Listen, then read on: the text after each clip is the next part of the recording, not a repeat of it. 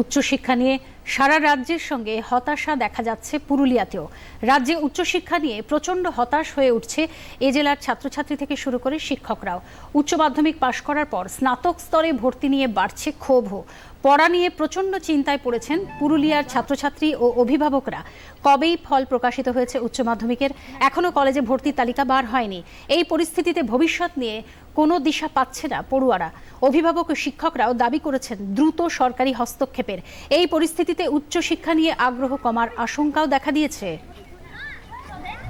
HS পরীক্ষা দেওয়ার result দেওয়া অনেক সময় হয়ে গেল। ছেলেমেয়েরা কলেজ অনলাইন আবেদন করা সত্ত্বেও এখনও কলেজে যে ভর্তি প্রক্রিয়া সেই প্রক্রিয়া চালু করতে পারেনি। এতে ছাত্রছাত্রীরা ডিমোটিভেট হচ্ছে, তাদের উজ্জ্বল ভবিষ্যৎ নষ্টের দিকে এগোচ্ছে।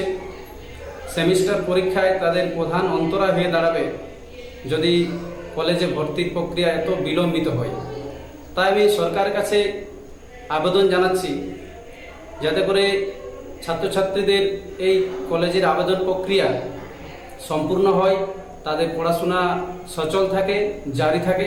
শিক্ষা দপ্তরের কাছে আমার অনুরোধ যেন এই ফর্ম ফিল আপ ডেট বা পরীক্ষার সঠিক ডেট যেন জানানো হয়, কারণ প্রতিটা স্টুডেন্ট এখন অত্যন্ত দুশ্চিন্তার মধ্যে রয়েছে এবং যারা কলেজে ভর্তি হতে চায় তাদের জন্য যেন মেরিট লিস্ট বের হওয়ার একটা সঠিক ডেট জানানো হয়।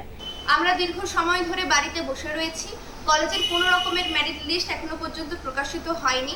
আমরা আমাদের ক্যারিয়ার নিয়ে অত্যন্ত দুশ্চিন্তায় রয়েছি। তাই সরকারের কাছে আমার অনুরোধ যে যথাসম্ভব এবং শীঘ্রই যাতে আমাদের মেরিট লিস্ট প্রকাশিত করা হয়।